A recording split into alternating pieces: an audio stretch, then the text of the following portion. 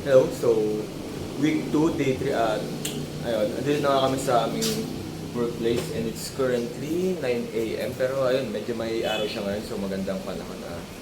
Sabi ko lang ang mga may plan for today kasi kahapon, tulad nung sabi ko is, kinocode ko na yung mismong landing page nung Roboredeem na ginagawa namin.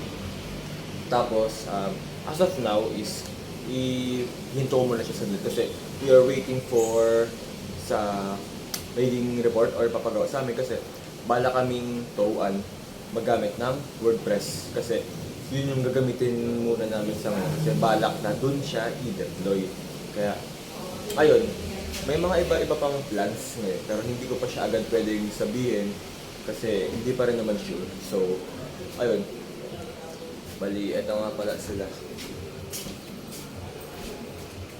Sila ma'am and sila Jet. Hello. Hello, so, ayun nga. Ito ang ginagawa namin right now is ini-input namin itong mga kagamitan dun sa system na ginawa last time for the A+. Kaya, ayan. As you can see, ito yung mga gamit na input Temperature namin. and humidity.